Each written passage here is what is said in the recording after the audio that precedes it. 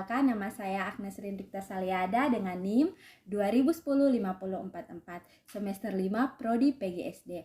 Nah, pada saat ini saya akan menjelaskan materi mengenai media pembelajaran 3 dimensi sebagai tugas ujian tengah semester mata kuliah media pembelajaran. Nah, jadi untuk materi pertama yaitu pengertian media pembelajaran 3 dimensi. Jadi media 3 dimensi itu sendiri adalah media tanpa proyeksi yang penyajiannya secara visual 3 dimensional. Media yang mempunyai ukuran panjang, lebar, dan tinggi sehingga mempunyai volume atau isi. Nah, media pembelajaran 3 dimensi yaitu media yang tampilannya dapat diamati dari arah pandang mana saja dan mempunyai dimensi panjang, lebar, dan tinggi serta tebal. Media 3 dimensi juga dapat diartikan sekelompok media tanpa proyeksi yang penyajiannya secara visual 3 dimensi. Karakteristik media pembelajaran 3 dimensi. Karakteristik media dapat dilihat dari kemampuan membangkitkan rangsangan indera penglihatan, pendengaran, perabaan, atau kesesuaiannya dengan tingkat hierarki belajar. Menurut Asrotun pada tahun 2014 mengemukakan karakteristik media 3 dimensi adalah sebagai berikut. Yang pertama, penggunaannya praktis dan tidak memerlukan banyak proses. Yang kedua, menyajikan materi secara terpadu, dengan kata lain mudah untuk dipahami oleh siswa. Nah, yang ketiga, melibatkan siswa dalam penggunaannya. Dan yang keempat, penyampaian materi dapat dilakukan secara serentak. Yang kelima, mengatasi ruang, waktu, dan indera. Nah, sekarang kita masuk dalam jenis media 3 dimensi. Terdapat jenis media 3 dimensi yang dipergunakan secara umum dalam proses pembelajaran. Nah, menurut pendapat Nana dan Rival pada tahun 2017, jenis media 3 dimensi yaitu yang pertama ada model padat. Model padat itu sendiri biasanya memperlihatkan bagian permukaan luar dari suatu objek.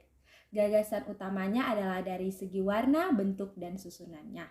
Yang kedua ada model penampang atau cutaway. Model ini memperlihatkan bagaimana sebuah objek itu tampak apabila bagian permukaan diangkat. Susunan dari model ini juga akan terlihat.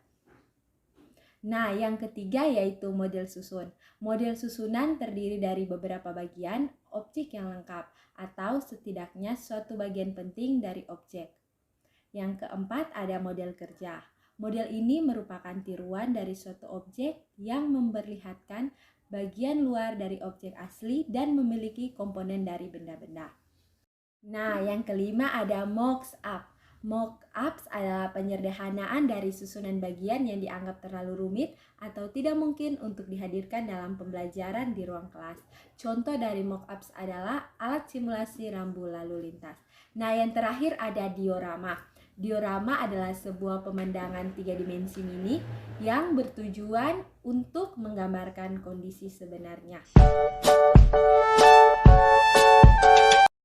Nah, kita akan membahas apa saja yang menjadi kelebihan dan kelemahan dari media pembelajaran 3 dimensi. Nah, yang pertama ada kelebihan media 3 dimensi. Menurut Moet Gino pada tahun 1992, kelebihan dari media 3 dimensi yaitu yang pertama, memberikan pengalaman secara langsung. Yang kedua, penyajian secara konkret dan menghindari verbalisme. Yang ketiga, dapat menunjukkan objek secara utuh, baik konstruksi maupun cara kerjanya. Dan yang keempat, dapat memperlihatkan struktur organisasi dengan jelas. Yang kelima, dapat menunjukkan alur suatu proses secara jelas. Nah, sekarang kita akan membahas mengenai kelemahan media 3 dimensi.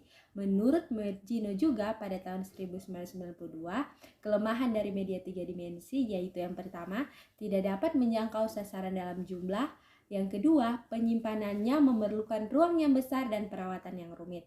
Yang ketiga, untuk membuat alat peraga ini membutuhkan biaya yang cukup besar. Dan yang terakhir, anak tunanetra sulit membandingkannya. Sekian pembahasan materi mengenai media pembelajaran 3 dimensi. Semoga materi yang saya bawakan ini dapat bermanfaat. Sekian dan terima kasih.